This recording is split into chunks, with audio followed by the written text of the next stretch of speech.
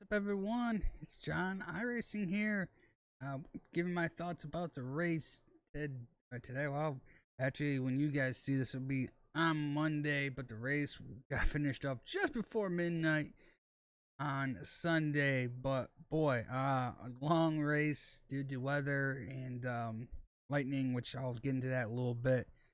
But boy, what a interesting race that we had at Nashville. First, the race started out in hot conditions, 90 plus degrees, index well into the hundreds. In the car was well into 120-degree temperatures. And, just like I thought in my prediction video, that the track would widen out, the top started becoming the fur groove, in which it did. But what I didn't really predict was how racy we were really going to be. I thought it would be a lot more difficult to pass than what I saw, but it was I wouldn't say it was easier, but it was a lot better than I expected. And this next gen car keeps proving week in and week out that how good it is. We had battle between Martin Truex Jr. and Danny Hamlin for 3 to 4 laps side by side. Wouldn't give an inch. If that was a Gen 6 car, that battle would have been over in a half a corner. It wouldn't have taken that long. The side force would have, whoever's on the inside, gone loose, lost, or just got dirty air, whatever, and that'd be it. But this car shows every weekend that is what it was designed for. Closer racing, side-by-side action, and it can make passes. Now, I keep hearing this. I'm going to say this loud and clear. No matter what you do to these cars, there's still going to be dirty air. You're never ever going to get rid of dirty air. And for people saying that the Gen 4 car never had dirty air, you're lying to yourselves. Okay, it had dirty air. It had aerodynamic problems. It just wasn't as severe, but it still had aerodynamic problems. It still got dirty air. It had, air push, air loose. It all had that stuff. And so because of that, a lot of people think that because we have dirty air, these races are bad. No, it just happens. And here's the thing. At the end there with Kyle Busch and Chase Elliott, Kyle Busch's car was falling off anyways. I don't think he had maybe 1 or 2 laps that he could have passed Chase Elliott. And after that, that was it. His car was going to fall off in the long run. He starts getting loose or tight or whatever and just falls off. He didn't really have a chance at the end. Chase was the better car. But that being said, with all the air problems, still, this race was a lot better and than I expected, and just so awesome. And the ebb and flows, man. Toto was strong throughout the daytime. And then as soon as that lightning and 30 minute delay stuff, and then the ranks came for the second time, it changed completely when it went to nighttime. And when that happened, though Toto was so strong, the Chevys started showing a little more performance. At least Hendrick did when it came to Larson and Chase Elliott. Chase Elliott's car came on strong late at the end.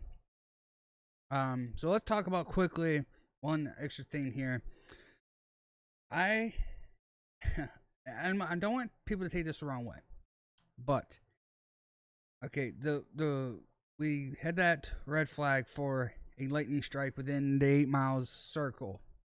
Had a 30-minute delay for it. So we sat there for 30 minutes, well knowing that the storm that created that lightning strike was going away from the track. It wasn't going towards it, it was going away.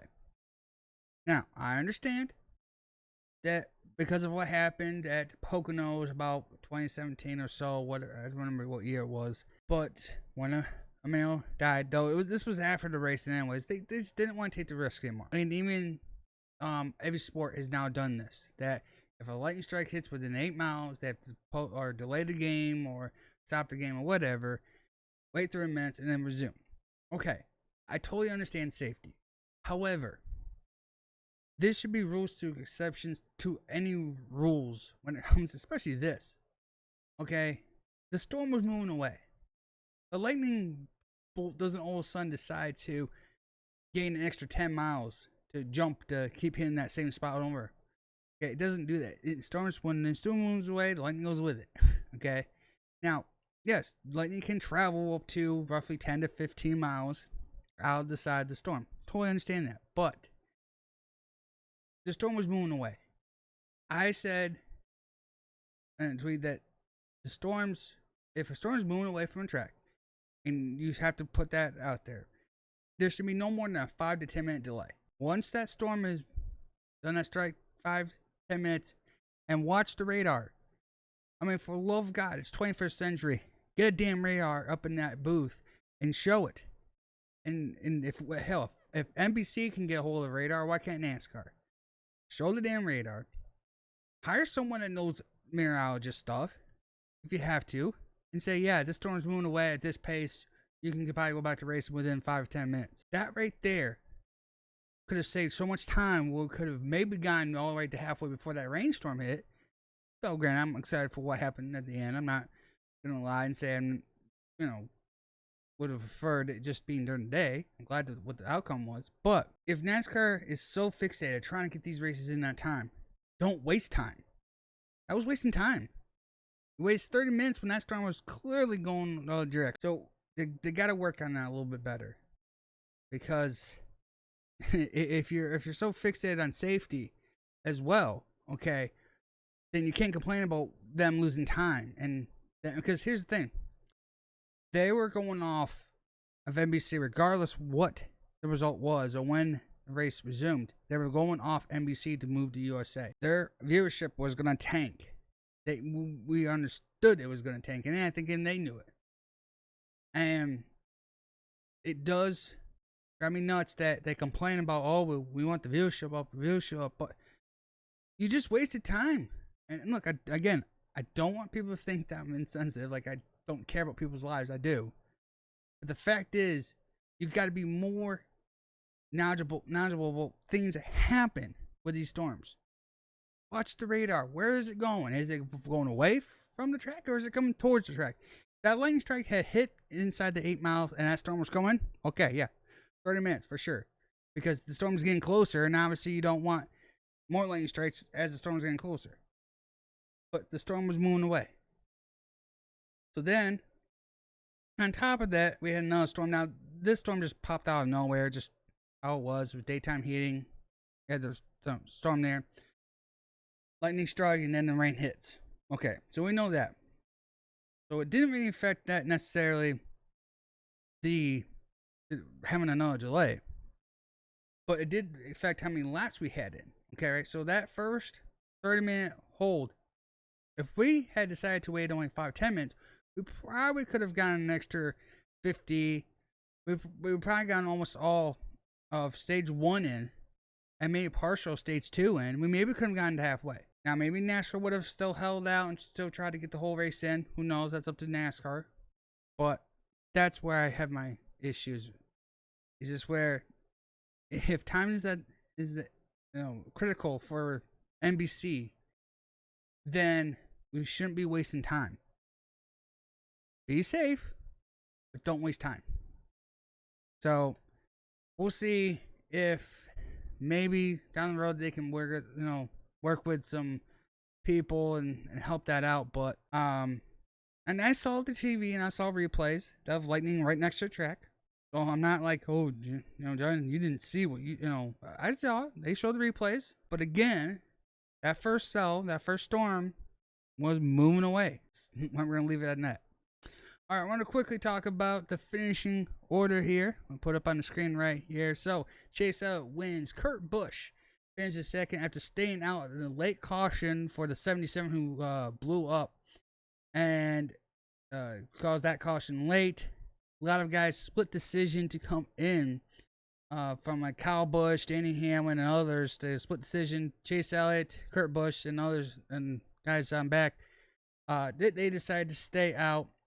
So Ryan Blaney third, Kyle Larson fourth, Ross Chastain fifth, Danny Hamlin let you get it come in. He was able to get up to sixth.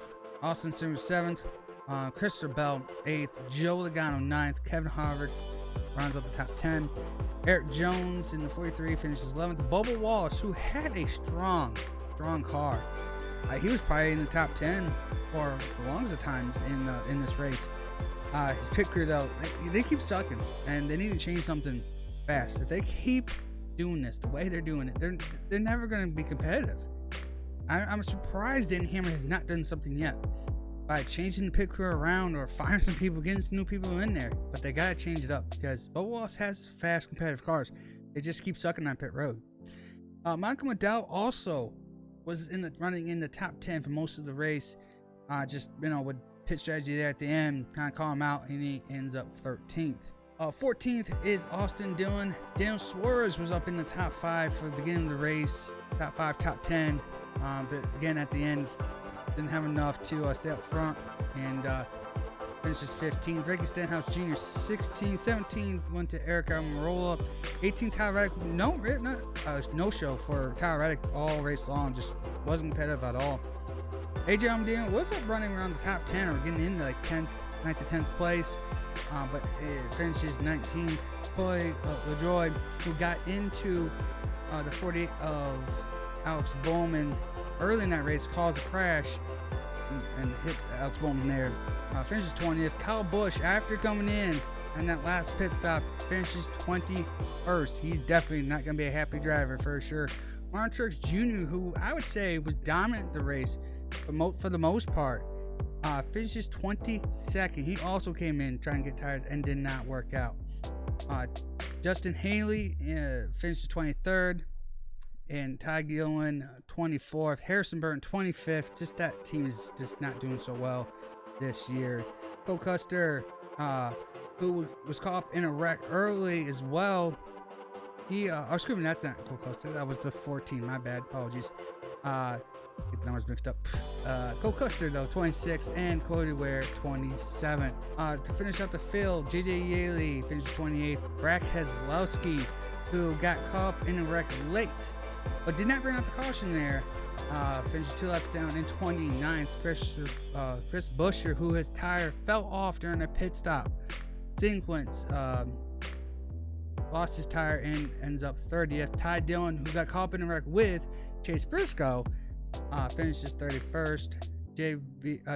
BJ McLeod, I want to say, 32nd. Josh Bilicki, 33rd. Chase Briscoe, like I said, got caught up in that wreck in 34th. William Byron had a steering rack, some kind of issue in the steering rack system, and had to go into the garage for a while. He finishes 35th. And Alex Bowman, who was caught up in that wreck, or got taken out, I guess you want to say, by the 7, finishes dead last in 36. So guys, I'm going to give this race a 8 out of 10. It was a solid race. I don't think it was, too exciting. I think there were some dull moments, obviously, but for the most part, it was very entertaining. Just unfortunate with all the rain and all that stuff. It happens. Maybe NASCAR needs to definitely look at scheduling certain tracks.